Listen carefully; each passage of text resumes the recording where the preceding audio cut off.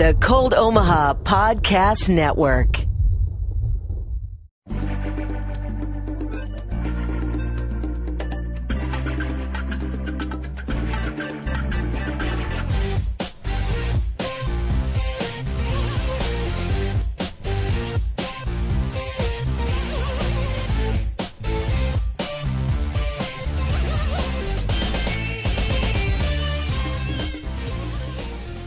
Hello and welcome to Procedurally Generated. I'm Henry Bell, and joining me today is Brandon Bowling. It's just the two of us this week, but we have a ton to talk about as we're going to be covering the new No Man's Sky update, the new PlayStation Boost update, details on Shadow of War's Nemesis system, and a ton of talk about my new Switch and Zelda, plus a whole lot more. But first, I want to get things started with what we've been playing this week. And Brandon, as I'm sure you know, we have a pretty big thing to talk about. Oh, yeah. Yeah, so we briefly mentioned that we may be going to the midnight release of the Switch on last week's episode. And we ended up doing that, and what do you know? We got out to the GameStop, and there were only 4 people in line. We got out there at like 9 o'clock. Yeah, and they only had 5 Wii's listed for sale. Or Switches, but yeah. Or, yeah, Switches. It was, yeah, exactly. We were able to, Brandon, using some clever, like, sales guy tactics, was able to bully them into telling him if they had any available before we came out. Oh. Well, since I used to work out there, I know some of the lingo when they say, if you ever call GameStop, they'll make statements like, we have extremely limited supply and stuff like that. When they say things like that, the number is usually 5. Well, and it was great because you were like, well, you know, are there enough for the number of people waiting right now? And he's like, right now, yeah. And you're like, well, how many people are waiting out there? And he's like, a couple. And you're like, exactly how many people are waiting out there? And he's like, 4. You're like, all right, we're coming. Yeah, it's all about the play. Like, he actually came outside. People kept on asking about, like, the amount of Pro controllers that were available. And then he was like, we have extremely limited supply. And I stood out in line and said, they have 5. Yeah, and the guy shot you this look. Looked at me and said, touche. That was good stuff. And so, yeah, we were able to pick one up. I am now the proud owner of a Nintendo Switch. I got the gray version, so I do not have the multicolored Joy-Cons, but that's just fine with me. I kind of like this sleek style. And along with that, I got an early birthday present for my good friend Brandon, the new Zelda. Yeah, so, we were able to squeeze that one out. They actually had a lot of that in stock, which is good because, like, that's going to be the game that everybody gets. Sure. Well, and I assume it's a lot easier to mass produce a game card than it is to produce an entire console. Oh, yeah, given Nintendo's, like, track record, yeah, I agree with you completely. Also, there's probably some people who are buying it digitally since you can download it from the eShop. That's true. I wouldn't suggest it, but that's definitely something you can do. Don't do that unless you already have expanded memory because it'll use, like, almost your entire hard drive. Exactly. But yeah, so before we get into Zelda too much, I kind of wanted to just talk about the Switch a little bit. So if you hear any clicking, it's just me messing around with my Switch in my hands as I talk about it. So it's really rad, you guys. I really like it. I have to say, I've had it now for a full week, and I don't have any major complaints. I had some real concerns about the controller size. I think that was my biggest concern going in with this. And I will say, as a pretty tall dude, I'm 6'2.5". I've got pretty big hands. I am able to hold this comfortably for an extended period of time, and I have put it through that test. So you're not getting any cramping or anything like that? No, I'm not. And on top of that, I think for a couple of reasons. First up, the analog sticks are proper analog sticks on this guy, which is huge. So when you say proper, like they roll, they click? They not just that. Yes, they roll, they click, which is cool new functionality from Nintendo. Previously, their controllers did not click in, as far as I know. But also, they're actual analog sticks that stand off of the console. Remember that the 3DS has those weird, flat, like, wiggle analog sticks. Right. This one has, like, that curve, so it's like feels like it's running on a ball. Well, yeah, this is an actual ball, and, like, it's a proper joystick, which is nice. It really is important to me that the analog sticks feel right. And they feel, I'd say, good. They could feel better, but they don't feel bad, and that's what's really important to me. Super happy about that. Yes, and the locations are actually pretty comfortable. It takes a little adjusting, honestly, because the sticks are like the left stick feels a little higher than it would be on like a traditional console because it's top left instead of bottom left. But the right stick feels a little closer to the face buttons than you might be used to because it's directly below them. But once you kind of get used to the new grip, it's really not bad. I didn't get any cramping, and any time that I've been worried about getting cramping, I switch up my grip, because this is something I didn't really think about this as a benefit of the Switch, but this is something that people should really consider if they have had issues with cramping and it's keeping them from making the purchase. There are 3 ways to use the Joy-Con controllers. You can clip them to the side of the console, and when you do that, the way you hold the console is basically with the balls of your thumbs, if that makes sense, pressed into the bottom left and right corners of the Joy-Con controllers when they're clipped onto the sides of the Switch. And so the weight is resting in the palm of your hand rather than like on the backs of your fingers like it would be with, say, the 3DS. That makes a big difference because in the other modes you use it, your grip is different. So you're using like slightly different muscle groups and it doesn't feel quite so fatiguing. Like, it gives you these options. So you can detach them both. You can knock out the kickstand and detach both controllers. And actually, before we continue, how is that kickstand? Because I remember when you first picked it up and I looked at it, I was kind of like, it doesn't look like it's going to work. The kickstand is weird. It's extremely flimsy feeling. It feels like you're going to break it, and I could snap it off very easily. That said, as long as you have a hard, flat surface to put it on, I have not once had any stability issues at all. Which is surprising considering it's way off center, it's only a single stick, it's pretty thin. But no, I haven't had any issues. I haven't had any problems with it like coming loose, like it locks into place when I'm not using it really well. I haven't had any issues with it slipping when it's deployed. I really wish it was metal or thicker or more centered, or that there were 2, but I can't really complain because it hasn't caused me any major issues. One thing I will say is the kickstand, you ain't going to be able to like put it on your bed or put it on your stomach while you're like laying on the sofa or anything like that. It does require a hard, completely flat plane to rest on. But besides that, it works quite well. Okay, good. I was worried about that because I remember looking at it and I'm like, that looks like real, not expensive plastic. Yeah, it's actually surprisingly, it works surprisingly well. I won't call it robust or anything like that. Again, I would love to see it replaced in the next model of Switch, but that's not going to be a deal breaker for anybody, I don't think. Not realistically. Okay, that's good. Well, you don't think it's going to break easy, do you? The kickstand? Yeah. It's hard to say. If you pulled it past, it's because of the way the kickstand works.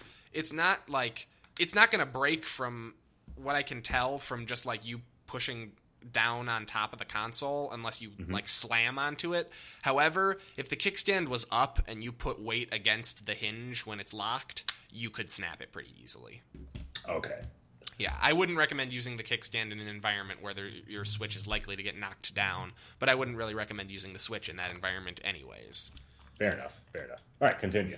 So back to the controller grips. The second grip you can do is the Wiimote style grip, like Wiimote Nunchuck, where you have the 2 Joy-Cons just loose in your hands. This is the mode that features the weird, like, attachable wrist straps, so you can, like, clip them onto the exposed like connection parts of the Joy-Con controllers, and then it gives you just a little bit larger of something to hold on to. Honestly, I don't like it. It doesn't feel right. I actually prefer it with the thinner controllers. I can hold them really loosely in my hands, and here all the weight is on my middle fingers because it's like I grip it with my bottom 3 fingers. I use my index fingers for the triggers and then thumbs for the face buttons and analog sticks, and it's actually really cool. Everything on it feels pretty natural, except I will say when you're holding the left Joy-Con in your hand, hitting the face buttons can be a little bit like the quote-unquote D-pad that are now 4 separate face buttons. It can feel a little bit awkward. Sometimes you need to slightly adjust your grip. But so in other words, player 2 is at a notable disadvantage this time around. No, because what I'm referring to is a single player. You'd be holding both Joy-Cons. But I'll get to that. Lastly, and so that's another different grip. Here, it's resting on your fingers. Lastly, you can use the Switch controller, the like Joy-Con hub thing, which this thing is weird. It doesn't feel great. It's not really heavy enough, I don't think, and it's a little oddly shaped, but it's probably the most serious way that I hold the controller, that or the Wiimote mode. Rarely when I'm doing really intense stuff do I use it with them clipped to the sides. But the grip here is different again. Now the grip is like in the palm of your hand because you have proper, like, Xbox-style controller grips on it. So the three grips all use very different, you're using different muscles to kind of balance the load of the controller, and I have not had any issues with cramping because I pretty frequently switch between them. Anytime that I step outside, I usually just take my Switch out with me, so I'm switching modes. I often will, if I'm running my face into the same enemy again and again and losing, I'll sometimes will switch up my controller style because I'll have better success with a different mode. For example, in Zelda, they have some gyroscopic controls for casting certain runes and also for shooting arrows. And if I'm doing precision aiming, I actually prefer to have it in the Wiimote nunchuck style where you're holding them both loose in your hands because it allows me to more precisely aim or use the gyroscope to aim my arrows. Okay. It's interesting. It's very cool. So far, I really thought I would hate the controllers, but I actually like them quite a bit. I do not have any real complaints about the controllers outside of, again, I think that the location of the bottom left face buttons are a little awkward. But besides that, I really like the controller. Also, it has some really cool features. Most importantly to me, it obviously has the motion control stuff in at least one side of it. But the most important thing to me is I really like this HD rumble feature. They make use of it a lot in Zelda. I know there's some other games too that use it. It's where they have like ridiculously fine control over which motors spin, and it allows you to simulate tactile feedback. A good example of it is there's a mini game in the launch title 1-2 Switch where you take the Joy-Con controller, you each have one, you and your co-op player or partner, and you roll the controller back and forth, and the motors are so high, like the HD rumble is so high quality that what you're doing when you roll it back and forth is your brain and your hands are trying to figure out how many balls are rolling back and forth inside of it. You're trying to count the number of balls rolling back and forth, and it feels like there are actual balls inside of it. Oh, wow. It's really disturbing, actually. Wow, that's, yes. Yeah, you can actually count them, and they're not real. It's strange.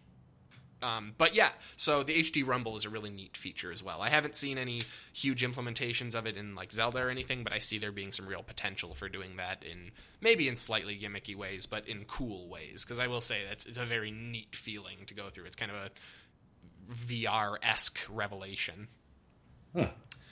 Yeah.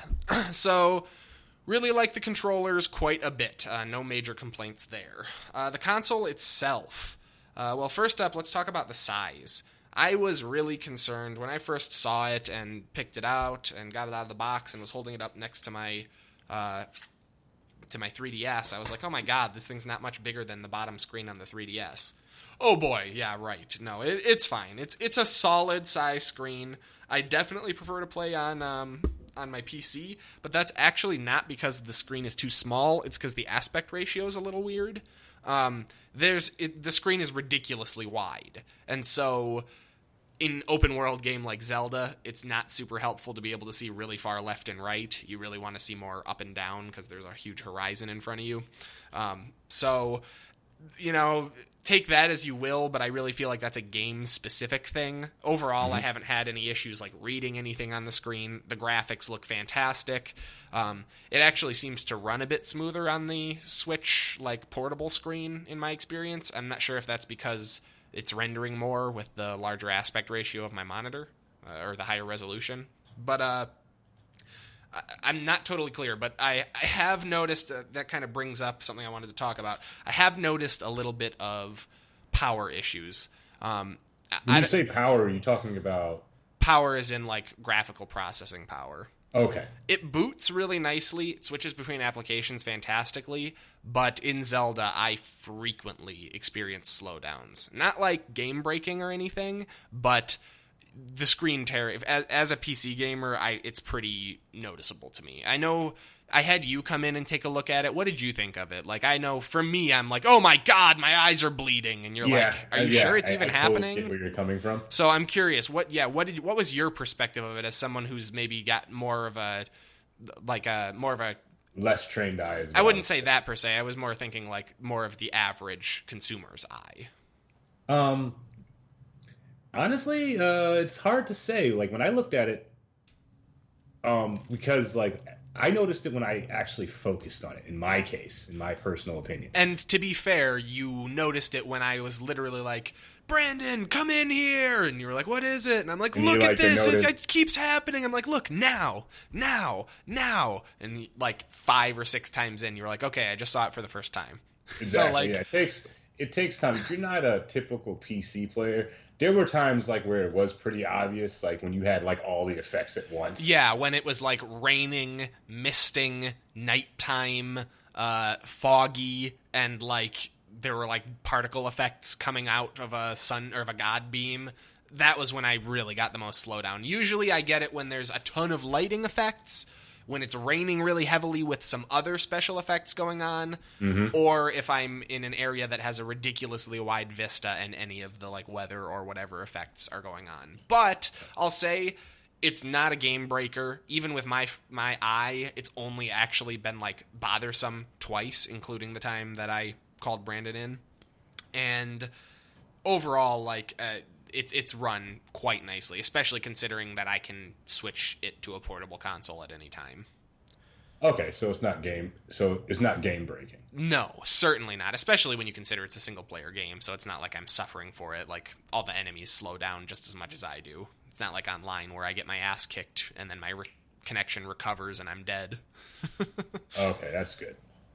So yeah, all right, power aside, let's talk internet services. So first up, let's talk Wi-Fi.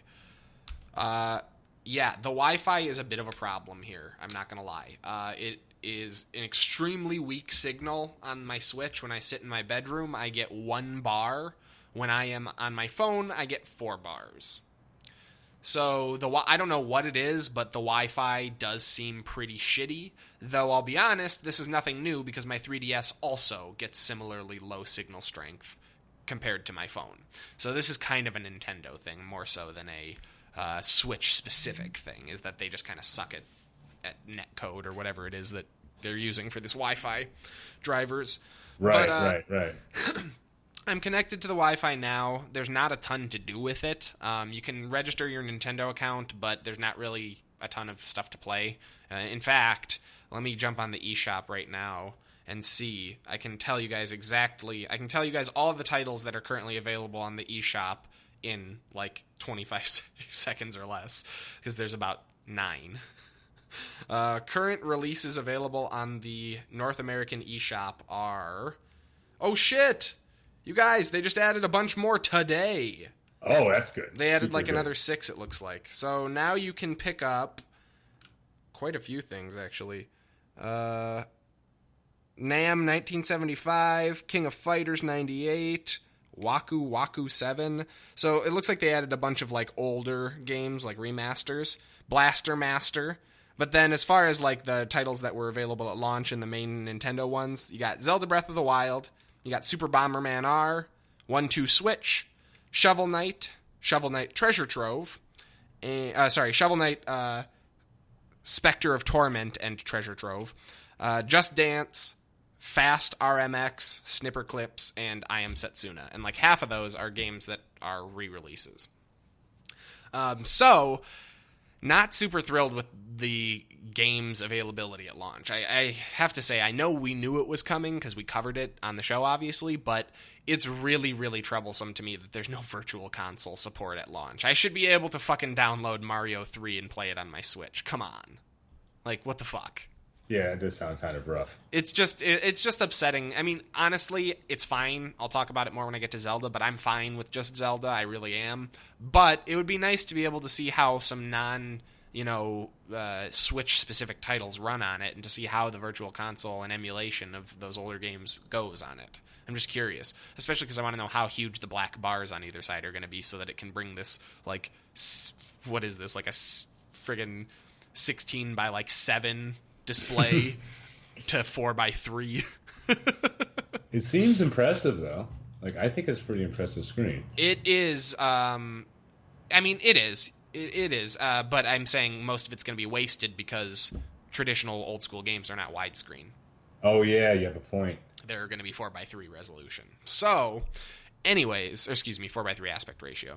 Anyways, though, the net services, not so great. Also, as we covered, may or may not have covered, Nintendo is not putting any kind of rush on getting like YouTube or Hulu or Netflix or any of the major streaming services on here either, which is kind of a bummer because that is one thing I have missed is like I would love to be able to watch Netflix on this thing because it's got a much nicer screen. Like fucking trying to watch Netflix on a 3DS is a goddamn joke because of the resolution and stuff like that. But on a screen like this, I could totally see myself enjoying it, especially being able to switch to portable. Like being able to step away or, go to get on the train and keep watching my show without having to do any kind of like, even just opening the app and making sure that it's got the right time and stuff is a hassle that I am happy to do without. Fair enough. Or would be happy, that is. It's nice to have everything in one place, man. That's all I can tell you. What else can I talk about? Battery life. Let's talk battery life. So I have not run this thing completely down. I do use it outside of the dock pretty darn frequently. However, I haven't like taken it on the train yet because I'm a little nervous about taking it on so soon after launch. But I do feel like it's got a pretty solid battery life. I would estimate that the 3-hour battery life with Zelda Breath of the Wild is pretty accurate, 3 to 3.5 hours. I've noticed a couple weird quirks about the way that it works. So one thing I want to make sure people are clear on, because I didn't quite understand this at launch, is the Joy-Cons, as far as I know, are only chargeable using the dock. Or are only chargeable, sorry, not using the dock, but using the, like when they're connected to the sides of the console physically. You cannot plug the USB-C into like any of these controllers, and they are rechargeable as well. So each of the Joy-Cons has their own battery life in addition to the 3DS, to the Switch. And as long as they're connected to it, they are charging. However, there are certain situations... Well, that's not entirely true. There's one situation where that won't be the case. If your Switch reaches too low of battery life, it will stop charging the controllers to try to preserve battery life. That said, if you're someone who likes to use the controller, like, handheld a lot, or you like to use it in the Nintendo Switch, like, weird, hybrid controller that you dock the two Joy-Cons into, you'll want to make sure that you're occasionally taking it out of there and plugging it into your console just to keep them charged. But yeah, overall, I totally forgot about that. There's no port dock or anything like that on the handheld control. No, not at all. Nothing. Yeah. There's no, and not as far as I know. Anyways, I haven't really disassembled it, but it's a hollow piece of plastic. So. Yeah. Oh yeah, that's another question I have for you. Can you tell me more about the dock itself? Yeah. It's a hollow piece of plastic. Oh. The dock appears to be a USB hub with an HDMI output. It weighs, I'd say less than a pound. It's a hollow piece of cheap plastic with some rubber, quote-unquote protectors on the inside of the dock where you actually slide the console in. One thing that is kind of cool about it is since it's USB-C, you can actually dock the Switch in either orientation, forward or back, and it will still work. However, I don't really like the docking station. It's cool. They've got a little bit of cable management built into it and stuff, but it can be a little frustrating trying to figure out what's going on with it. It's cool as hell that it has extra USB ports. I actually really like that. So you can theoretically charge USB devices through it and stuff like that, including one USB 3.0 port, I believe. However, I don't know why you'd be doing that realistically. Maybe because I don't think they support any kind of like plugging a USB stick into the console. So I'm not totally sure what that's for. That said, Yeah, basically all it really is like an LED and then like a cable hub, because you use the same cable for the docking station that you do to charge the Switch if it's in handheld mode. So you can only do one or the other, or you have to buy another cable. So generally I just leave my docking station plugged in, and when I'm not using my Switch, I just dock it. Or if I'm doing something really intense that I don't want to do portably, I will dock it so that I can play on the monitor. But honestly, the docking station could definitely use some work, but I don't have any huge complaints about it. It's not like it's not like it hasn't worked at any time or anything like that. One thing I will say that was a little confusing to me at first, for anyone else who has a Switch and may run into this, is the docking station doesn't have any buttons on it at all. You just plug in the Switch, or you just dock the Switch in order to like turn it on. The power seems to go through the Switch and then to the LED. So if your LED is off, the docking station's not getting power. So what you want to do is hit the home button. It's not getting power. What you want to do is make sure that you hit the home button to make sure that your console is not just fully charged and shutting itself off. Because sometimes it'll look like it's not connecting and you'll be like jiggling the USB-C connector, and in reality it's just that your console's fully charged. Okay. Haven't noticed any major issues with playing it while docked. I know there were a lot of reports that it was losing charge while people were playing it while it was docked. Like, say you plug it in at 20% and continue playing, and like while you're playing it's not actually gaining charge. That is not happening for me at all. It's always it charges pretty slowly when I'm playing on it, but it does charge, certainly. I've never had it die on me at all yet either. So... And I will say, I play for extremely extended periods of time. Over the weekend, there was probably at least one day where I played for a good 10, 12 hours, and I didn't have any battery life issues. That was both docked and undocked, but it was pretty much nonstop. So like cramping. I feel like at 10 hours, cramping is probably a good thing. I mean, you're still alive. Yeah, you'd think so. Anyways, though, so yeah.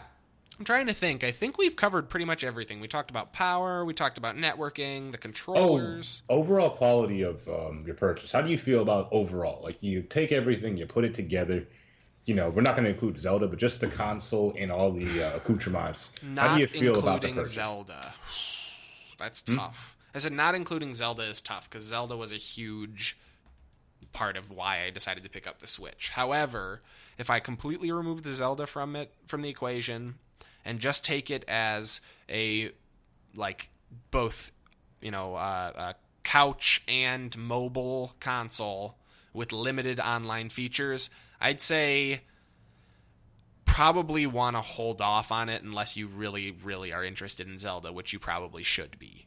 But you probably are going to want to hold off on it until there's a little bit more to do on the eShop, like more options for games, a little more options for, like, streaming and stuff like that. And, just overall, I think there's probably some firmware updates, like for the Wi-Fi and stuff, that could improve this thing. I'd say it's certainly not a lost cause. This isn't a case of like, well, this hardware is like garbage and shouldn't be used. It's more just a case of like, I don't know that the firmware and software are quite there yet. Okay. But I don't regret it. I certainly don't regret my purchase. That's super good. That's really good. I'm glad you're at least enjoying it. My only other question would be, aside from that, aside from the quality of the purchase, gosh, just on the tip of my tongue, I totally forgot. While you're thinking, I will mention that sound quality is very solid from the internal speakers, and pretty good from the external speakers. It's a little annoying. I use I just plug my like 3.5 millimeter jack, like audio jack, directly into the top of the Switch, because I don't have speakers plugged into my computer monitor that I use for my HDMI output. And because I do it that way, I have to use the Switch's built-in volume control, and I feel like it could have a little bit more range, like for outputs. But that could be down to my speaker setup. It's kind of hard to say. Okay. Oh, I actually remember now. How's the UI? Like, how is it to access like settings for the Switch itself? It's crisp. It's slick. It feels like a different company than Nintendo designed it. When you consider that on the 3DS, if I'm playing Animal Crossing and I want to go take a quick look and see if there's like any DLC on the eShop, I have to close out of Animal Crossing entirely and open the eShop app. Then, when I want to go to let's say, my Nintendo account from the eShop page, or let's say I want to change my device settings while I'm still browsing the eShop, I had to close out of the eShop entirely to open the settings application. Wow. Yeah, and so all of that shit is gone. Now it is a proper, almost Android-style user interface. It's very snappy and responsive. I don't think I've ever, since my Switch hasn't died and I haven't turned it off, technically Zelda has been running in the background for a week now, and it has always literally resumed to the exact moment that I put it into sleep mode. It's not like I reload in that zone or something like that. It's literally like if there was a sound effect halfway through playing when I put it in sleep mode, the next day when I bring it back out, the sound effect finishes playing. That's super nice. It's really, actually, the user interface is maybe one of my favorite parts. Also, they did their traditional Nintendo thing with polish in terms of, like, the sound effects and stuff. I love the sounds it makes when I, like, clip my controllers in and stuff like that. There we go. That's overall, good. Yeah, it does sound tactile. Overall, if you're champing at the bit for this and you're just waiting for it to come into stock, I'd say pick it up. If you are on the fence because of either money, the games library, or some of the network type issues, I'd say probably either hold off till it drops about $50 or until some of these services or updates get rolled out. Okay. Now, all of that was in a vacuum from what I want to talk about now. And that is Zelda Breath of the Wild. Holy fucking shit, you guys. This game is so fucking good, I can't even believe it. Like, get ready to get hype. Because, Jesus Christ, you guys. This may be... To get hype. Dude, this sounds like the beginning of an MMA match. I'm saying this may be the best game I've ever played. It's so good. I absolutely adore it. It is in my top 2, maybe my favorite Zelda games of all time. In my top 3, maybe my top video game of all time. It is, and I'm about 45 or so hours in, I'd say. No, more than that. Let's see. I've been playing it for a week. I'm probably close to like 50 hours in, I'd say. And I've done half of the dungeons, shall we say, and I can't even stop. I can't slow down. I'm thinking about it when I'm at work. I'm having a blast playing it. I'm talking about it with all my friends who have it. Like, it's so, so fun. It is, well, why don't I give you guys a little bit of background on it? So, Zelda Breath of the Wild is an open world take or reimagining of a Zelda game. It's really cool. I'm not going to get into the story too much because it's really, really good, but just a really brief summary of like the opening cutscene is 100 years ago, Ganon successfully felled Hyrule and almost completely took over the entire like landscape and everything. However, Link fails to protect Princess Zelda.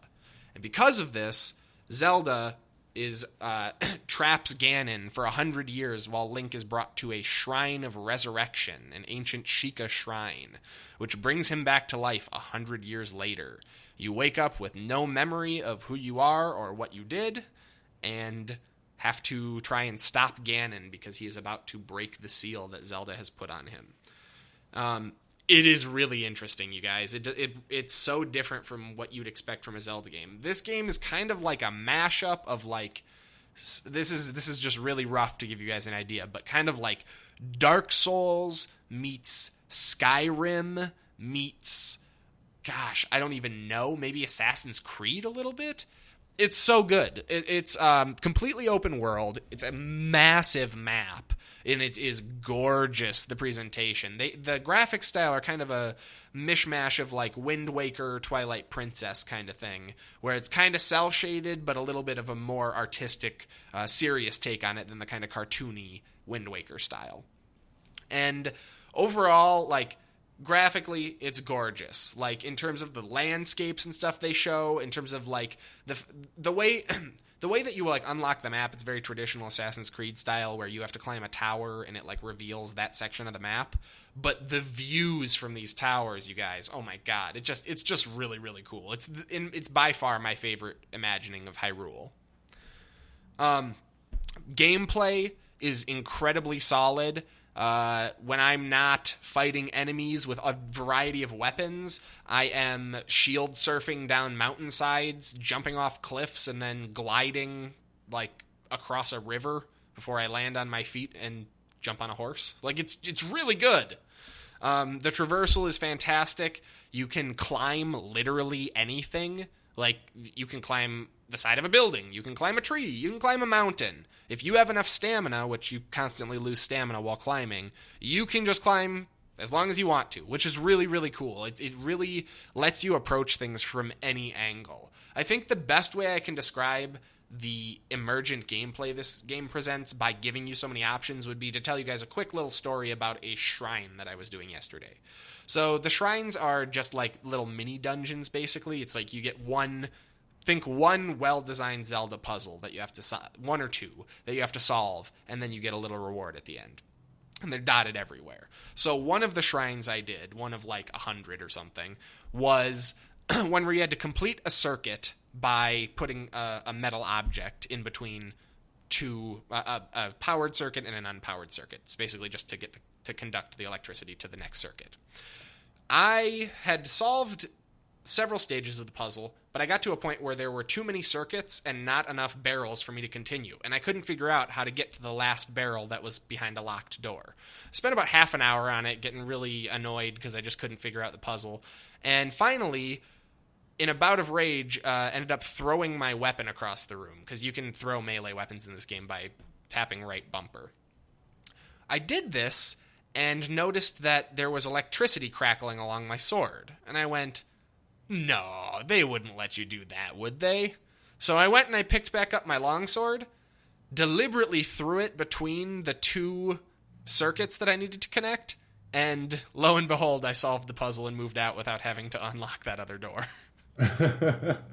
How cool is that? I mean, that is really rad. I love that. It's thinking outside of the box. You have no idea how rewarding it is to come up with a solution that is the wrong solution and have it work. It is just really, really fun. So yeah, I feel like it's got huge replayability for that reason, and it also just is something that I think everyone should try, because it's just like, if you think differently from your friends, you can have a totally different experience. I'm playing side by side with another one of my friends, and constantly hearing that they are doing things completely differently from me. Even the same, puzzles and stuff, they solve in different ways, which I just think is really, really neat. That's nice. So that aside, the emergent gameplay and how great that is aside, let's talk about combat really quick here.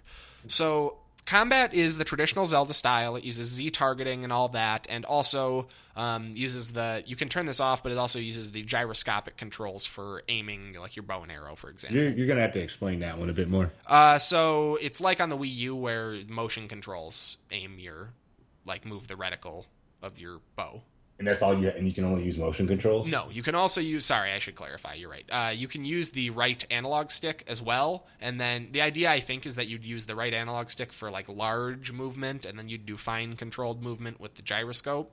That said, it's kind of hit or miss if it works. I find that when it's clipped in the controller, it's not very accurate, or when it's clipped to the side of the console. However, when I'm holding it loose in my hand, it's pretty solid, so hard to say.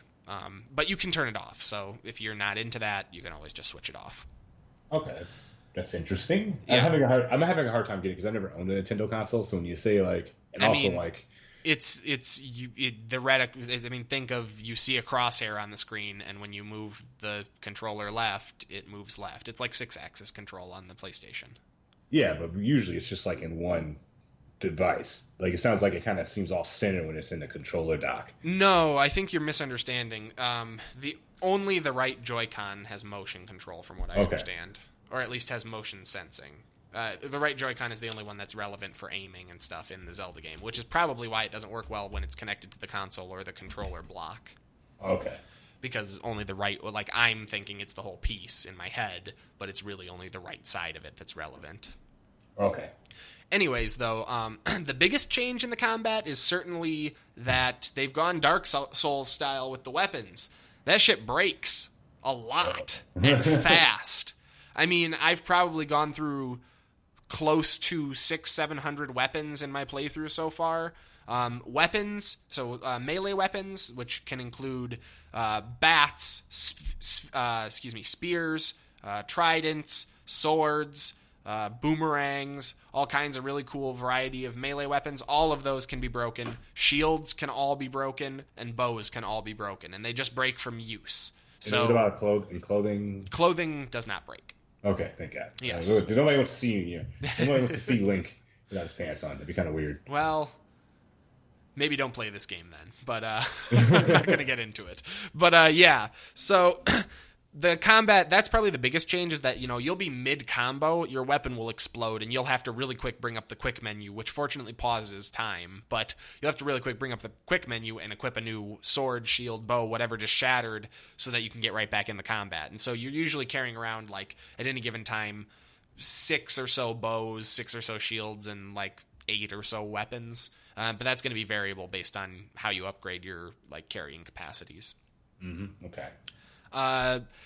Trying to think. That pretty much does it for combat, except that I will say not entirely. They've added in some new mechanics. There are enemies that are they're archer spies or archer scouts rather, who will sit up on top of a tower, and if they spot you, they blow a horn, which will call all of the nearby enemies to come attack you.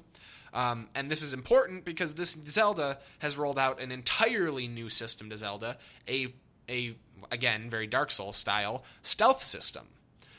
You can now crouch, and when you move, there's a little waveform in the bottom right corner of the screen by your minimap that shows your relative sound you're making based on the equipment you have equipped and how fast you're moving.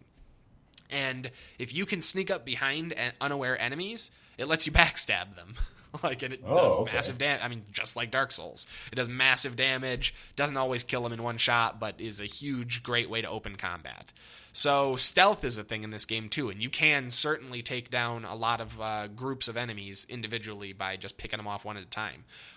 Especially because enemies actually will inspect an area if they, catch a glimpse of you, very much Assassin's Creed style, where they have, a question mark above their head that slowly fills up as they're watching you. But actually, it's really more like Elder Scrolls style. Anyways, though, if you get in their field of vision, they get the question mark above their head, and then you move out of it, they will come and look for you in that area. So using that, you can manipulate groups to separate and stuff like that to take guys out one at a time. So stealth is really solid. Melee combat is really solid. Traversal is really solid. What else can we talk about? Let's talk about level design. So this game has eschewed the traditional Zelda style of overworld dungeon. Overworld dungeon. Overworld dungeon. Instead, the way this works is there's the overworld. Dungeons can be tackled in any order.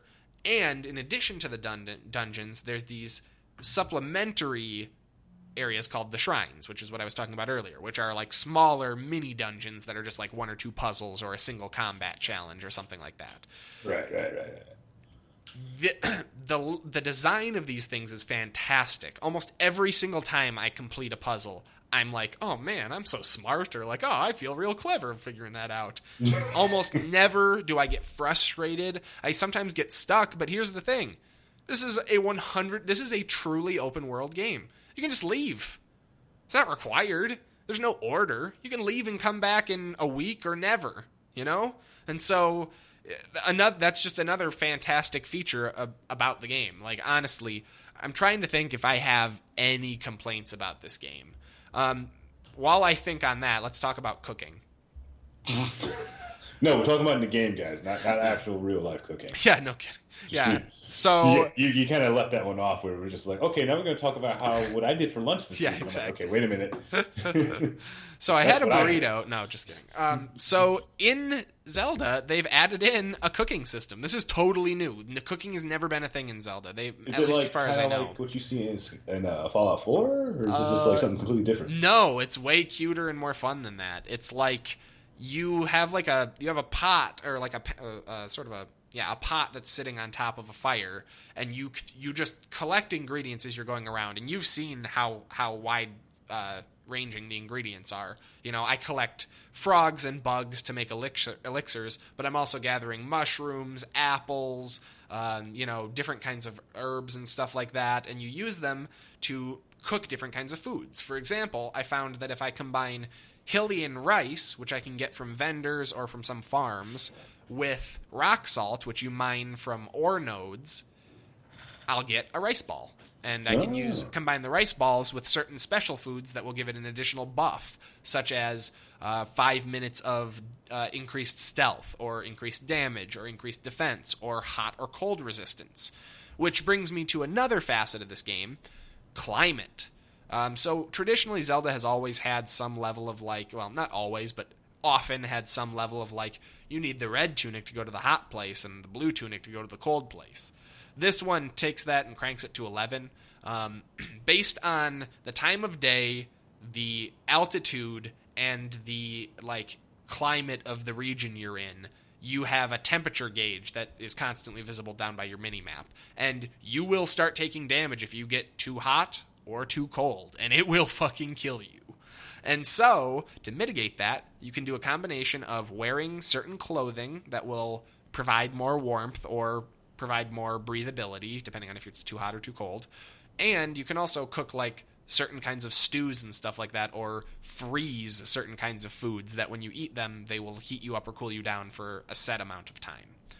So they have that going for it as well. I mean, geez, I'm still trying to think of a complaint I can give for this game. The gyroscope controls are a little annoying. If you don't know, you can turn them off, I guess. Yeah, there's massive enemy variety, and the designs are really wide-ranging.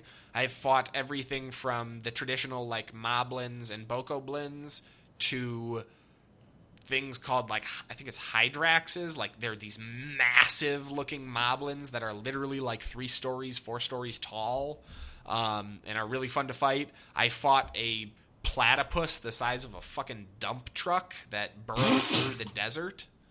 That's funny. There are mini. Sorry. I'm just gonna. I fought a platypus. You heard me. You heard me.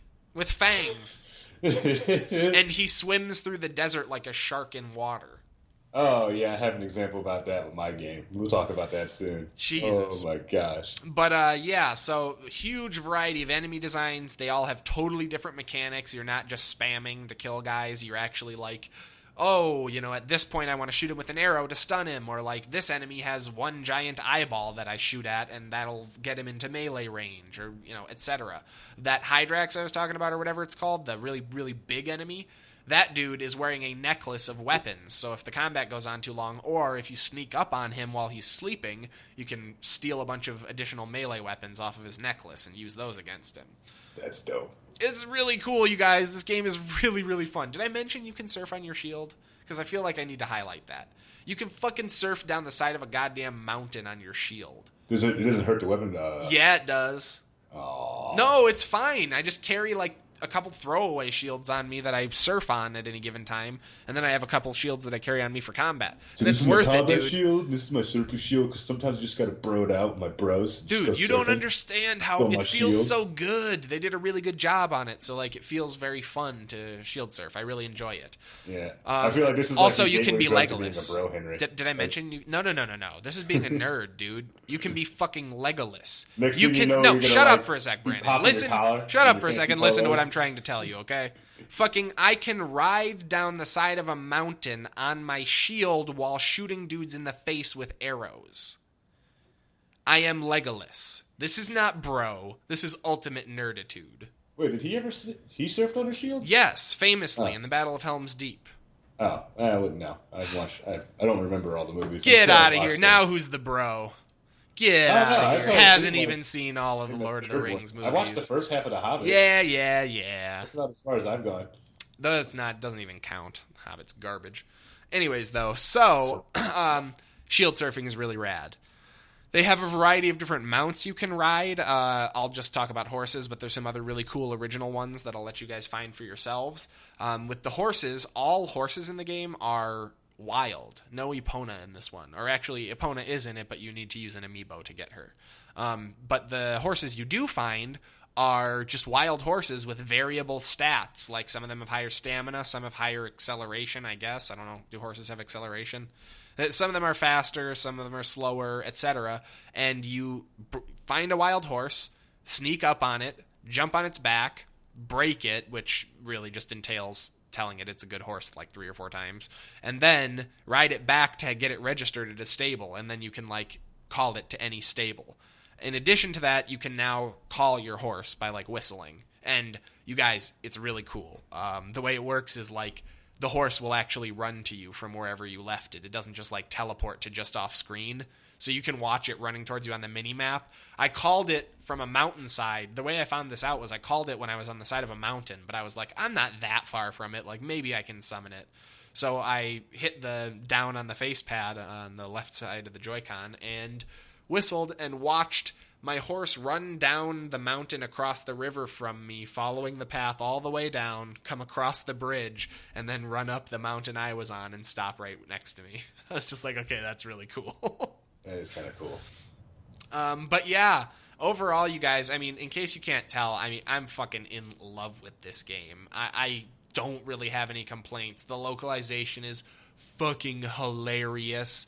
Nintendo's NPCs are really funny and cute. They have memorable quirks as always. The character design is fucking fantastic. I laugh all the time at this game. I had a lady who I was talking to who asked me if I'd ever met her son before, and I was just kind of speeding through the chat, and I just hit yes by accident. She was just like, oh, well, you'll have to tell him I said hello next time you see him. And I was like, well, shit, what if her son's for a quest or something? So I went back, and I talked to her again, and I was like, she goes, oh, have you met my son before? And I'm like, no, because I'm hoping maybe she'll tell me where he is so I can, like, figure out if it's part of a quest. And she goes, oh, well, maybe you'll meet him someday. And then in parentheses it says, but didn't you just say that you've already met him?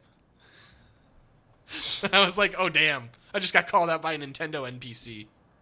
I know that that's something we've seen more common in the advent of games like Undertale and stuff like that, but seeing that come from a major Nintendo title made me smile. Just having them bother to have the NPC have additional dialogue if you contradict yourself. That's funny. But yeah, really I could go on and on and on about this game. It is fantastic. I highly recommend it. You asked me before, would I buy the Switch in a vacuum, and I said that I might have trouble. If you asked me would I recommend a Switch with Zelda in mind, I'd say get a fucking Switch. It's so good. It is such a fun game. The reason that I'm okay with them not having much of an online library right now is because Zelda is just so good. I'm going to play all the way through it. I probably have easily another 50 or 60 hours in it. This game is huge.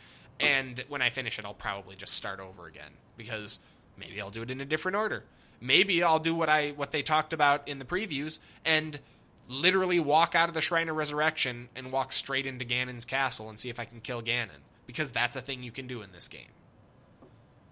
It's like they took every major lesson and like new development added to open world games in the last decade and finally got in on all of it in the best way possible. Really, really can't recommend this game enough. Fantastic. That's nice. Anyways, though... so that feels great for me because I did buy it for your birthday, so... Yes, I really appreciate it. Maybe one of the best gifts I've gotten. Anyways, though, Brandon, are going to take a quick break here. However, when we come back, I know you wanted to talk a little bit more about Horizon, and then we're going to get into the news. Guys, we'll be right back. Don't go anywhere. All right, we are back. And really quick before we jump into what Brandon's been playing, I just wanted to mention I had the epiphany on our break. Yes, I did have one negative about Zelda. I touched on it briefly before, but I do want to highlight that the screen tearing is a bit of an issue. There are frame drops in the game.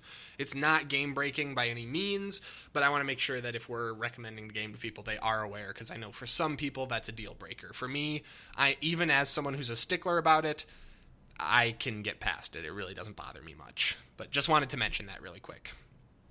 That said, Brandon, you have been nonstop playing Horizon this week. Do you have some new info for us? The only game I've played this week, and I love it to death. I've played it probably about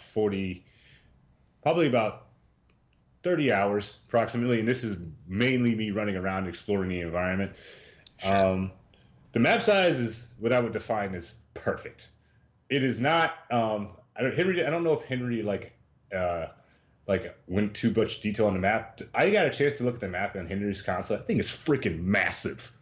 Oh, you're talking Zelda? Yeah. Yeah. It's stupidly large. Insanely large. Like to the point where like walking from like the middle of it to like the far right side can take like an hour. Like it's really big. That may be maybe closer to half an hour, but it's really big to the point where you need to teleport around after a point to get anything done. Horizon Zero Dawn's map is not that big. I'd say maybe half the size. Sure. But I'm kind of glad because I've got to a point in games where I was like, I don't need the map to be big. I just want it to have cool stuff in it.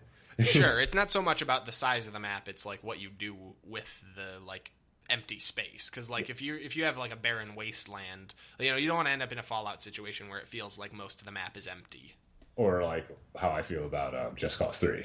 Yeah. Oh my God. How everyone feels about Just Cause 3 is a wasteland with like 4 hubs. Like fuck that.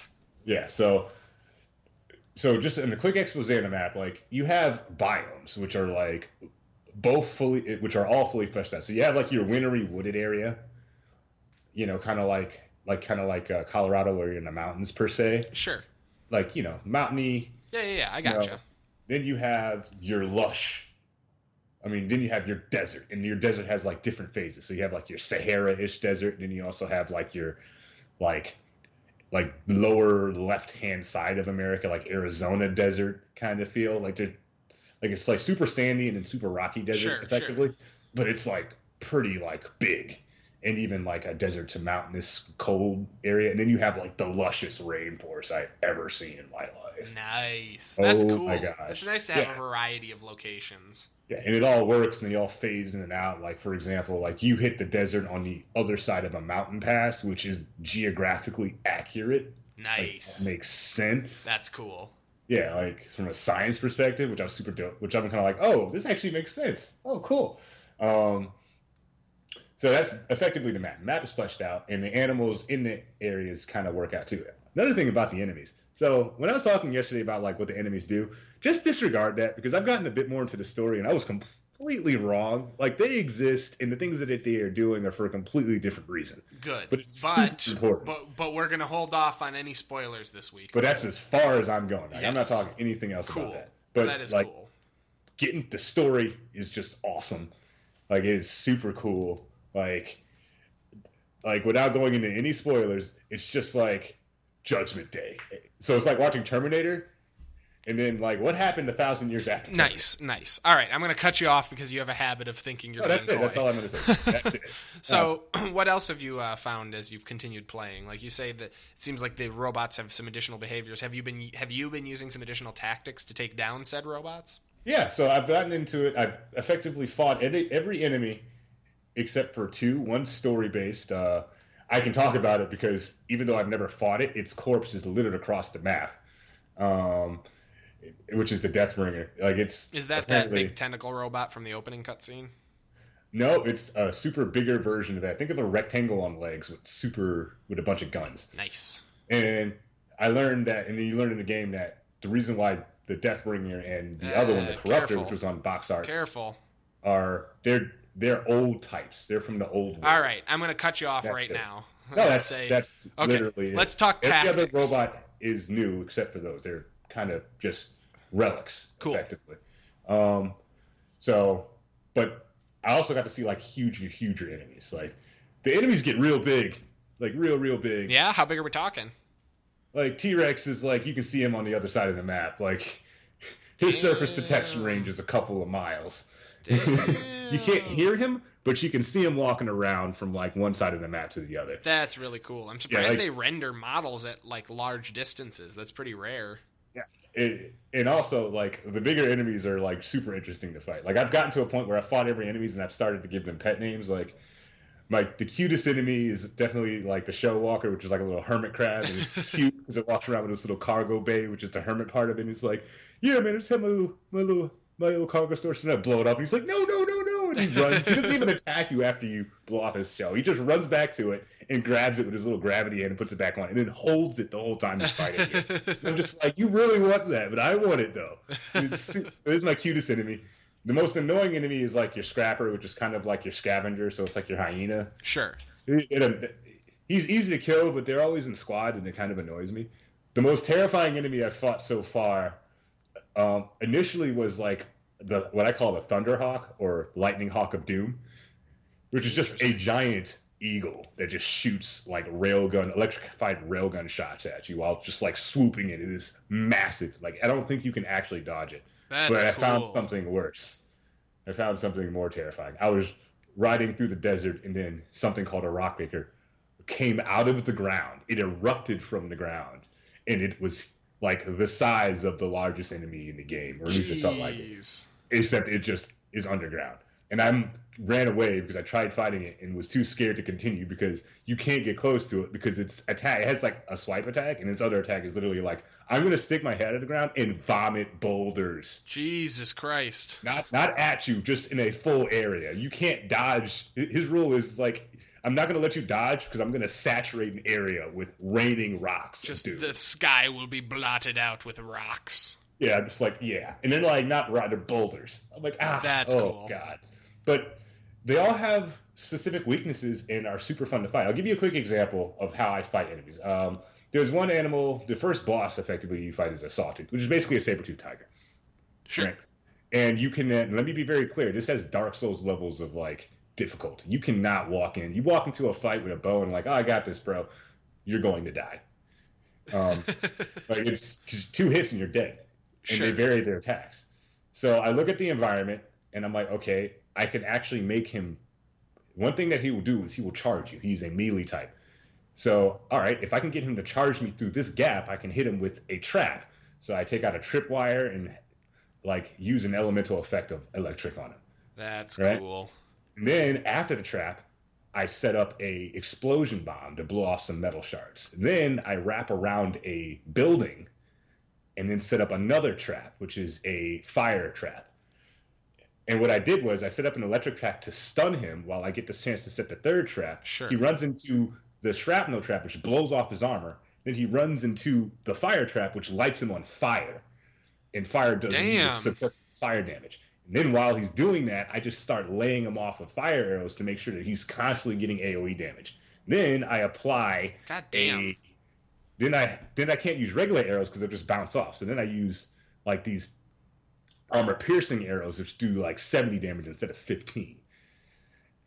All while dodging his attacks. That is surprisingly involved. I did not realize that the combat was quite so full of depth. Although, you're playing on hard, right? Yeah, but even on... I switched to easy mode to do hunting trials, which are like smaller mini-games that when you unlock weapons. That's all it is. Pussy. Because I was having a lot of trouble. You're no fun when you don't respond. No, I was having way too much trouble because it's really hard. It's like, I understand. I do that on occasion in games. Yeah, so even then it's pretty involved. Like, you have to be very strategic with the enemies you fight, and that's just in his case. In the case of the thing that's jumping out of the ground, the rock breaker, like, my techniques is whenever he goes out, I just throw ranged elemental attacks at him to stun him, and then I come in and do a critical attack on him and then run away as quick as possible because he once he gets up, he's going to kill me. That's like, cool. No mercy. That reminds me a lot of the larger enemies in Zelda too, where you're like, they literally will one-shot you if they hit you. So you are like doing some kind of strategic like takedown attack, hitting them like twice and then getting the fuck out of there so that you can knock them down again. Yeah. My favorite fight by far though has been the Lurker, which is like what I call stealth sniper jaguar. The fuck? Because that is literally a 2-stage boss fight each time. Because it starts off, he sees you, and then he immediately drops mines that if you walk on them, they take half your health.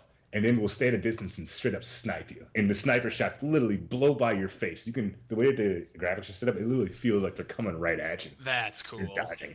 So you're sitting there, you guys are doing counter sniping each other, and he's going invisible, so you can't tell exactly where he is at distance. Yeah.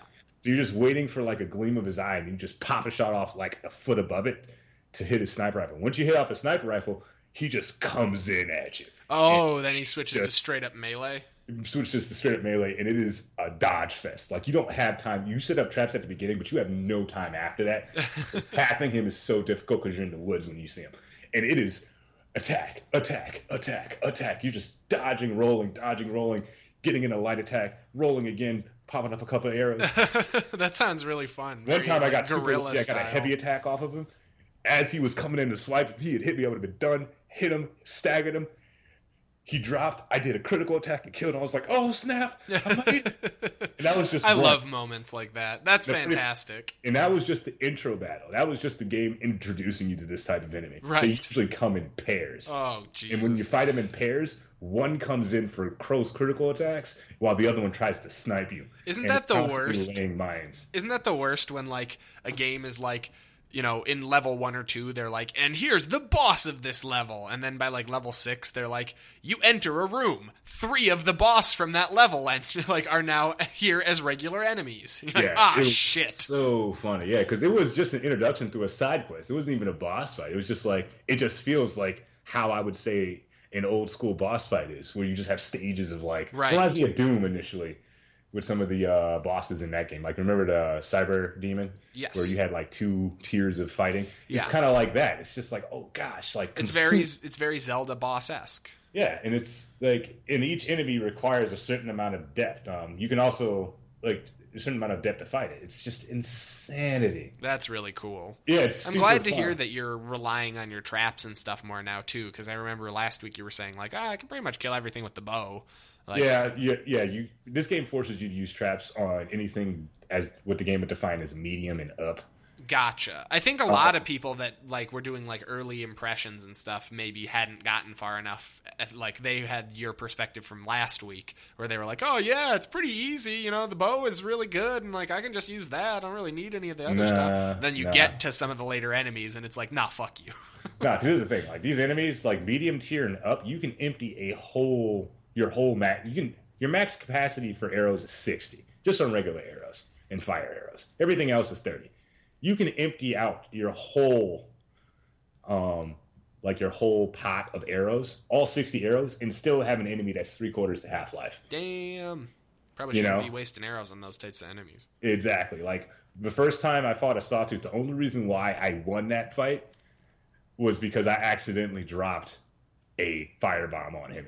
As he was jumping on me, I came aside and he blew up. And I'm like, how did he blow up? And I realized I set a trap. That was the only reason why I survived that fight. Nice. Like, pure luck. Another thing to note, too, is, like, some of them have explosive, like, sacks on them. Mm-hmm. Yeah, this game has no mercy. Like, usually they're coming in on you. Like, I'll blow up a sack. You take AoE damage from that. Like, damn. It's so funny. This game has no mercy. It's like, yeah, you'll take off a chunk of his health, but you're going to lose a quarter if you're the close. And I'm just like, oh my God, you're killing me. I had something like that happen to me, actually, in Zelda last night. I was fighting an enemy, killed him, and in his death animation, he flies up in the air and then falls down, and he squished me. Yeah, the nice thing that was fun about it, though, is that sometimes I'll down enemies and then use, like, the explosive sacks on their bodies as traps themselves. So that is cool. So I'll throw a rock by the body, and they'll come investigate it, and then I'll just light that thing up, and it'll just blow. Like, and there's a character called the Bellowback, which is basically like a bird with a giant bowl of explosive stuff on his back. Like, a huge thing. And it causes a massive explosion. So I use that as a tool to basically AoE smash a bunch of enemies. I actually use it in one of the corrupted zones, which is like another mini game in it. It's kind of story based, but not really. It's pretty story based. Yeah, well, once you get past like a certain section in the game, it doesn't matter. Yes, but that's not. But we can't assume that our listeners are past that section. So. Yeah, you'll know when it doesn't matter if you're playing. Sure. Anyways, though, so any other stuff you wanted to touch on here before we move on? Yeah. One more thing.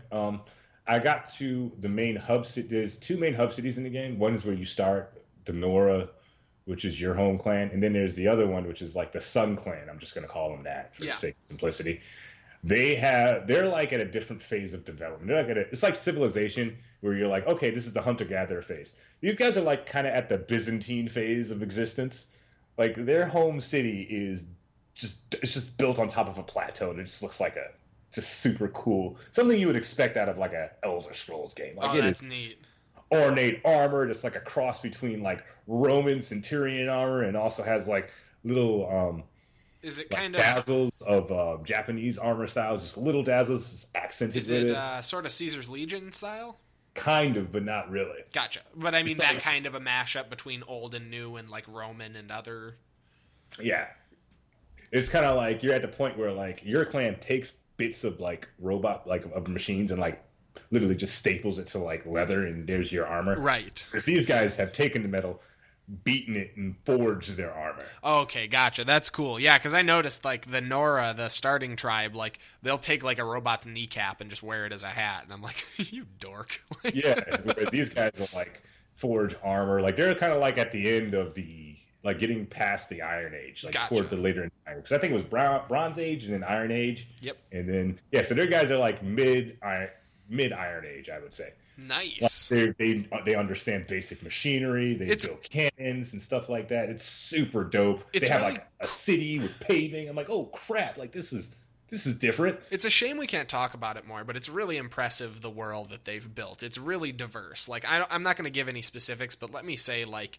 This is a game that constantly subverts your expectations. Every time you think you know what's going on or you think you're getting an understanding of how the world that you're in works, they pull the rug out from under you again. Yeah, dude, this game like gave me a couple of twists and turns in the story. I will say I know where I am, and that's it. Like that's great. It's based in like real world Earth, and I know the location that was, but that's as far as I'm going to go. Nice. Yeah, it's super interesting because you're like, whoa, what happened here? And that's probably another twist in the story I'm going to find out. That's really cool. Well, I'm really glad you're enjoying it, and I'm glad that it seems to have some staying power and wasn't just a quick flash in the pan.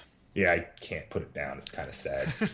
PlayStation's screaming at me. We all have our vices. PlayStation is screaming at me, let me tell them to give it a break, and my computer's like getting lonely. It's just sad. Yeah, mine too right now, but don't worry. Well, there will be enough PC releases coming up this year that I'm sure we'll be giving them plenty of TLC.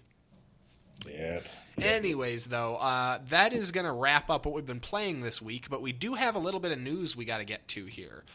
We got about 20 minutes left in the show, so we are going to get through this, as much of it as we can. Forgive me if there's anything we do not get to. We will just touch on it next week.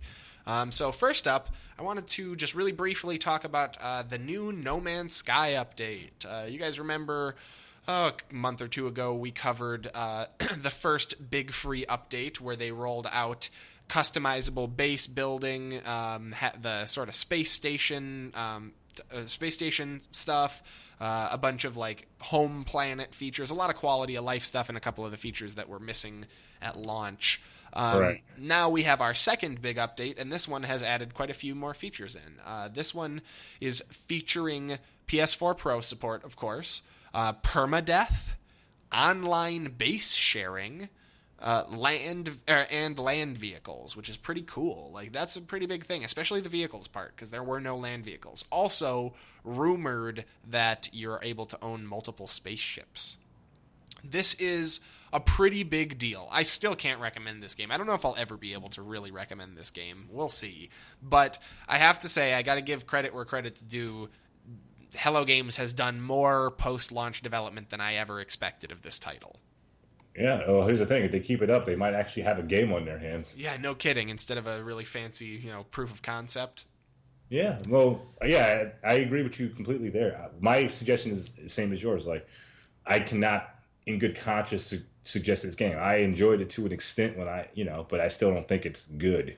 If updates continue at the current pace, I'd say this game may be the kind of thing that I could recommend picking up on a sale in a year and a half. But I think it's going to depend on if they continue to add in new content and stuff like that. Yeah, but I agree there too. If they get do 2 or 3 more updates over the course of this year, I might be able to say, you can find it for $20. Exactly, yeah. And that's live now. So if you do have the, if you do actually have the game and you've been waiting to check it out, you can always jump in now to see what the new features are. Yeah, and if you have it on PC and you haven't deleted it from your Steam database, because I'm certainly not installing it. How do I permanently get rid of a game I purchased? Because I'm still very much on the rails for this. I enjoyed the time I played, but that does by no means make it a good game. Sure. And, everybody has different preferences, too. I know there are some people who are huge fans, and for them, that's why we make sure we cover all these updates, because for them, this could be huge. No, yeah, I love it. It's just a principle thing for me. Like, I love what I played, but at the same time, like, professionally, like, from the standpoint of if suggesting and, like, the overall encompassing of it. No, I get you. Yeah. Yeah, I would hold off, like, maybe forever. Maybe forever. Exactly. Next up, we have another update. This is a more anticipated one, though. PlayStation 4.5's big update is live. This is the one that's featuring the PlayStation Boost mode support for the Pro. That is the new mode that they are rolling out that it's not like they're not really supporting it, but they're adding in the option in a lot of old games, not all, to be able to theoretically use the full processing power of the PlayStation Pro versus the original PS4. So basically what it would do is you can play certain older games and it'll hopefully bump up the frame rate a bit, or it'll just kind of smooth out a lot of frame drops and stuff like that. Overall, it's just meant to generally improve the quality on some of these games. That said, apparently it really breaks a lot of stuff too. So don't, I wouldn't necessarily buy a PS4 Pro just for the boost mode, but definitely something that I would recommend playing around with if you have a PS4 Pro and, a library of titles you can pop in and check out. Mm-hmm. Yeah. I know. Sounds pretty solid. Brandon, I know you're thinking about getting a Pro in the not too distant future. Just out of curiosity, how does this new feature affect your perception of the Pro? As a potential consumer. Here's the thing. Like, especially after playing not No Man's Sky. Oh god, that game's stuck in my head now. Playing Horizon Zero Dawn. Honestly, I stand by what I said early on when I first started talking about this. If you do not have the peripherals that are going to fully support the PlayStation's new hardware, the HDR stuff, then just hold off. Really? So you wouldn't want to see a slightly better looking version? That's interesting to me coming from somebody who has a top of the line computer. You wouldn't be interested in playing Horizon with slightly better graphics, frame rates, and resolution? Well, here's the thing: it's still going to be capped at around 30. Sure, but it would dip less and stuff like that. Yeah, but here's the thing: it's barely noticeable on this. Okay, sure. I mean, with some games, though, isn't it going to be unlocking the frame rate? Yeah, but when you do stuff like that, you come up with your own set of problems. Sometimes. Yeah. But so you're right. Sometimes, cutscenes will run at double speed or stuff like that when you unlock it. Yeah, but if you're an average consumer, because here's the thing: if you're going to buy something new, there has to be a new cell, and that new cell is the HDR tech. At the end of the day, it's funny that you say that. To me, you're the only person I know who's even brought up the HDR tech. I didn't even know that was a thing. It's cool that it's in there, but I feel like for most people, the because that was the whole cell initially. They were like, "Oh, you can watch games better if you have this television." I thought that the cell was you can actually play the games that are released on this console, because we've had some game I think of it more of a The Last of Us on PS3 versus The Last of Us remastered on PS4. Yeah. No, it's not. It's completely different. Because I was actually following this because I was seriously considering buying one. Sure. And then I realized that when it comes down to it, you plug your PS4 Pro to the same television that you're using your regular PS4 on, it was going to look effectively exactly the same. And at most, you're going to be getting maybe 10 frames on the high end of a difference. Sure. You're not going to get fair enough. Yeah, so it's kind of yeah, you do. If you don't have a PlayStation console and you're looking at getting one, get the Pro, because it's effectively the same cost as what I paid for my PlayStation. Right. So yeah, definitely get the Pro, even if you don't have the peripherals. But if you're upgrading from the PlayStation 4 to the PlayStation 4 Pro and you do not have the adequate peripherals for it, then you're upgrading for a very minimal thing, because you shouldn't have to pay upwards of $200 for a couple of extra frames unless you are playing competitively. Fair enough. That's actually a pretty good point. I guess it's not quite like getting a new graphics card for a PC, because it's not that measurable of a difference. You're saying it's maybe been hyped as making a bigger difference than it really does. Well, yeah, that's what the major problem is. As a matter of fact, even Sony And even Microsoft has said the same thing. It's really hard to market a product where the majority of people can't tell the difference because they're looking at 1080p screens. Sure. Now, I've seen HDR, and it looks awesome. Like, I've gone to Best Buy, I've gone to GameStop, I've seen it. It looks great. However, I'm not willing to spend, like, the amount of money it would cost, because you got to remember, if you're upgrading to a PS4, you're going to get probably $150 for your PlayStation 4 to upgrade to the PS4, which costs like $400. So you're going to pay effectively $250-$300 for your PS4, right? You're going to get the new controllers because they have the fancy light bar. It's something you're going to do because you're a console player. Sure. That's just how it works. Then you got to buy a new HDR television, and you're not going to buy like a 20-inch one. You're probably going to buy a 30 or 40-inch one. That's going to run you between $600 and $800. Fair enough. I guess I'm not taking everything fully into. You're right. I'm not taking all the details into account. Well, I appreciate you setting me straight, because I don't always necessarily know what to think about some of these these new console mid generation upgrades. It's just a weird situation, especially from the perspective of PC gamer. Ironically, let me tell you what my like real crutch point was at this point, because I was thinking about upgrading it again like 2 weeks ago. My crutch point, which kind of turned me off to it too, was, well, I just finished setting up my new screen setup for my computer, and my PlayStation's corner, the right corner of my PlayStation sits right under the screen, and it has like an inch clearance. The new PlayStation Pro is a little bit taller, and I wouldn't be able to fit it under the screen so snugly, so I would have to move my PlayStation 2 inches to the left.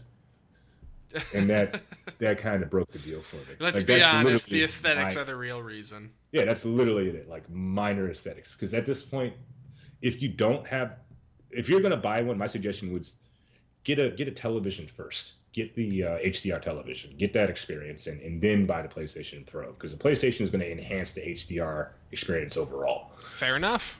Because ultimately, since the PlayStation 4 came out, this is the pinnacle of 1080p that you're going to get on the console. Yeah.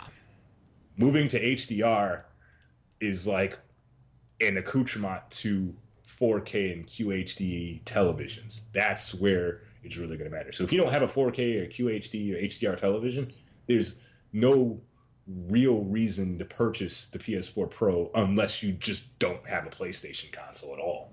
Sure. That's really what it comes down to. I mean, at this point for me, if I were to buy a PlayStation Pro, it would just simply be so that I have more longevity out of the console. That totally makes sense. I get that. And who knows, maybe towards the end you'll see games that have more of a meaningful difference when they're designed for the Pro, and then like they are running maybe a little worse on the original one. I think towards the end of the generation it'll make a bigger difference. Yeah, it's going to be an interesting one too, because one of the bedrock things that they said, the requirements for all games, is that it has to run on PlayStation 4 and PlayStation 4 Pro. So I'm interested to see how long that standard lasts. I don't know. I might get an HDR television at the end of this year and then maybe upgrade to the Pro. My suggestion really ultimately for anybody is just wait for the Slim model, because it'll be cheaper and probably more efficient. Yeah, that's always smart, is waiting for those revisions they do. Yeah, because especially if you already have a PlayStation 4, because then you're missing out on the least. Yeah. You know? Cool. That makes sense to me. Hey, I got to keep us moving because we got about 10 minutes left, and we have a couple more stories. So I want to jump into the new Overwatch champion that is on the PTR now. Oh, yeah, I saw her. She's weird. It's a her, right? Yeah. Her name is Orisa, and she is being called an anchoring tank. She's basically like a support tank. It's really weird. She's like a mashup of, I don't know, like Reinhardt, Zarya, and Ana, weirdly. So her moveset is kind of strange. She's got like a long-range primary fire.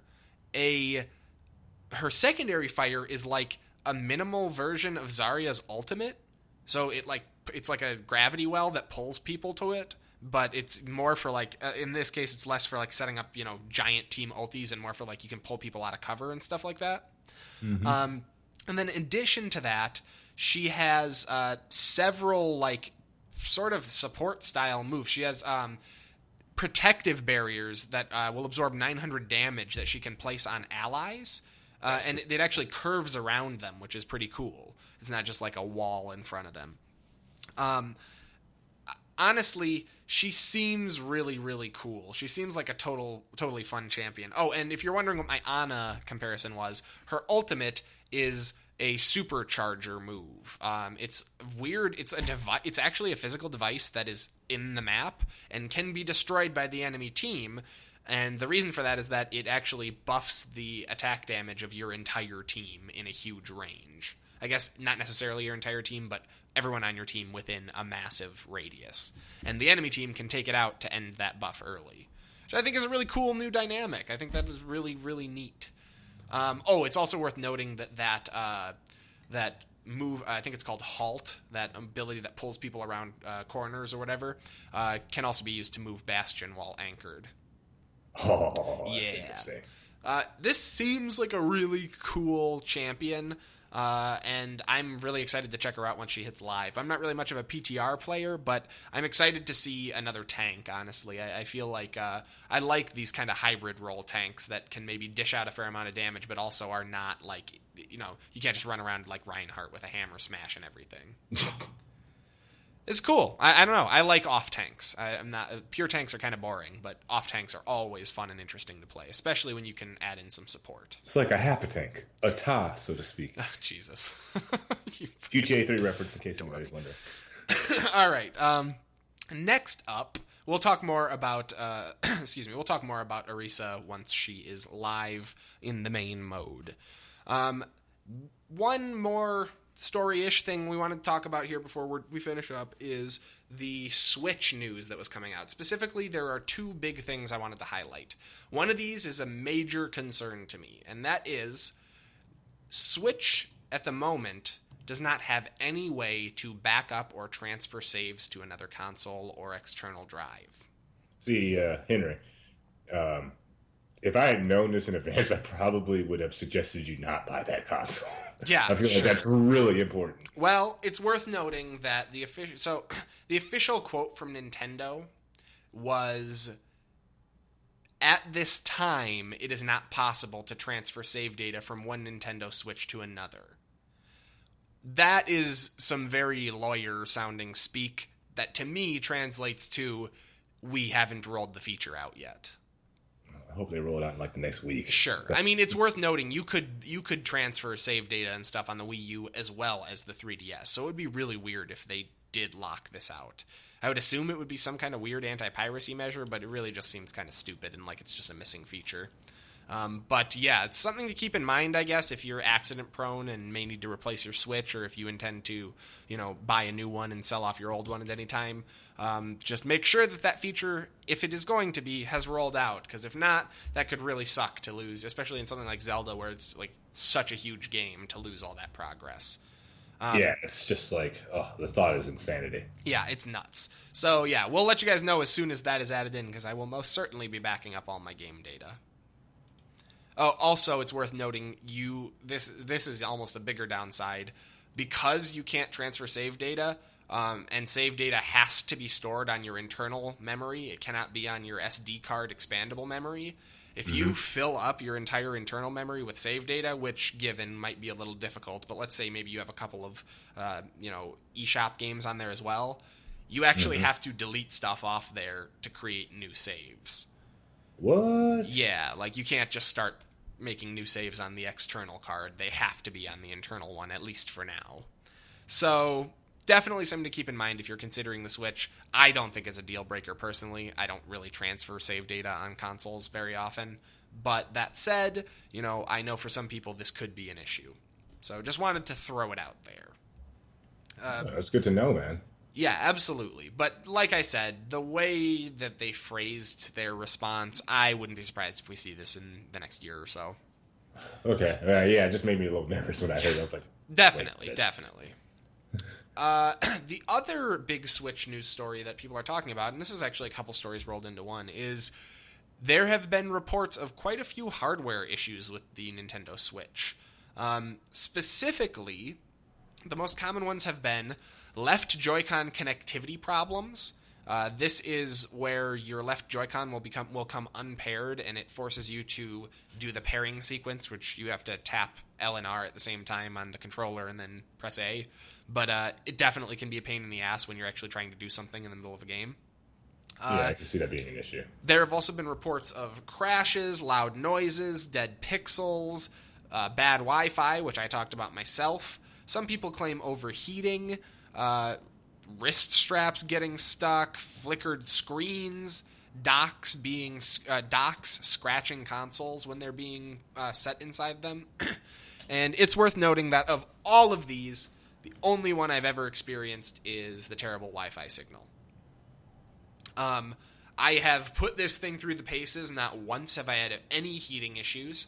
I've felt the fan go before. It definitely has a fan inside that's blowing out air, but it's in extremely graphically intensive areas, usually when I've been playing for ages and when it's outputting HDMI.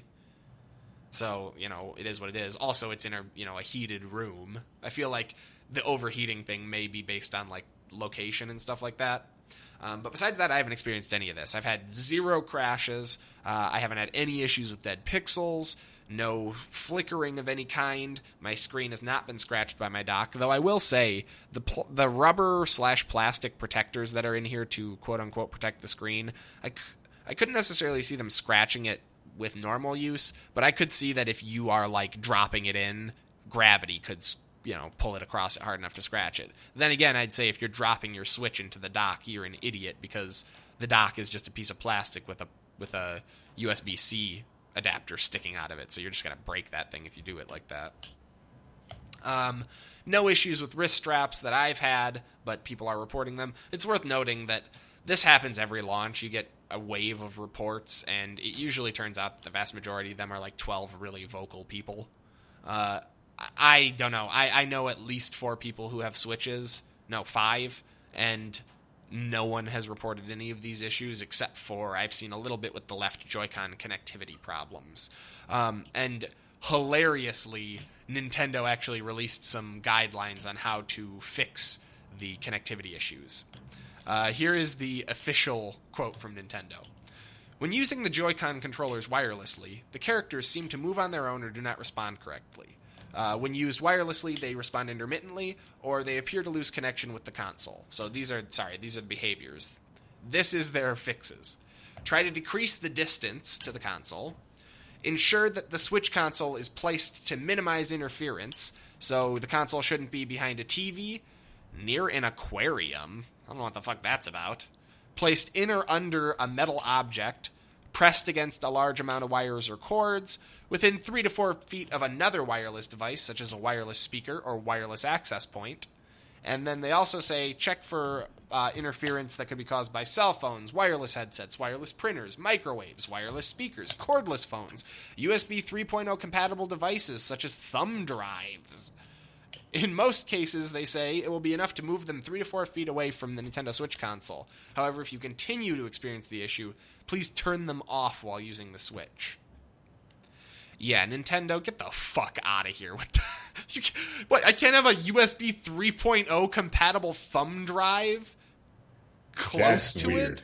They must mean plugged in or something. I can't imagine. I have no idea. What does 3.0 have to do with anything? What is 2.0 okay? Also, you can't have wireless headsets within 3 to 4 feet of the console? Fucking what? Yeah, that sounds weird. This sounds like a total bullshit list of fixes. I can't imagine any of these would actually help except for don't put it under metal. I don't know what the aquarium thing is. Yeah, and also, as a rule of thumb... Just to let you know, my silence was confusion if there was a bit when I heard something about, aquarium, It was. I have no fucking idea about that. But I think most important one, and this is true of all devices that have cables that carry video signals, you guys, you cannot bundle video cables with electrical cables. It's called capacitance, and it will fuck with your signal. Cannot blame a manufacturer because you don't know how to wire your stuff properly. Make sure that your video cable is not zip tied or anything to your fucking power cable, because electricity doesn't work that way. Lord. Anyways, though, to be fair, I didn't understand wiring until I built my first computer. Yeah, so let me be very clear there. I can understand why you would be confused. That said, that is out of all of these, that's the most real fix. Is the other thing I wanted to highlight. That and it being like underneath a piece of metal, you idiots. But yeah. Nintendo has laughable fixes that they've listed. Hopefully, this is something, though, that can be fixed in a firmware update. I'm not totally sure because I haven't watched any breakdowns of the Switch yet, but I'm not totally sure what kind of technology, wireless technology, it's using to communicate with the system. I assume it's not Bluetooth, considering that range seems to be somewhat limited. Maybe a custom branch or something like that. But, yeah, it does seem odd that there's connectivity issues that a lot of people are having, and while I've been lucky enough not to have them, possibly because I play at a computer screen, so I'm much closer to my console, they're definitely a thing that people are experiencing, and I hope that it's something that can be patched out rather than something that requires getting the next model of Switch to get taken care of. Yeah, that's at least half of them. Like the Wi-Fi thing looks like it could be a firmware update. If the left controller continually unpairs for you, you don't want to buy a new Switch, and you are, really, really frustrated and want to keep playing Zelda, you can always buy a Pro controller. They apparently do not have these issues. Because it's worth noting, it's only the left Joy-Con, which I think is the one that doesn't have, like, the gyroscope and stuff like that in it. That's the only one that comes disconnected. The right one with the majority of the technology in it stays connected, which means that if you're using a single united piece like the Pro controller, that's a non-issue. Okay, that's good. But that is pretty much going to do it for this week's episode. As I'm sure you guys can tell, this show has been procedurally generated. We hope you've enjoyed listening. Please be sure to check us out on Libsyn and iTunes, where you can leave a rating or review, or if you prefer to watch on YouTube, you can check out the latest episode on my channel, lesser.noob, that's N00B, or you can just search for Henry Plays.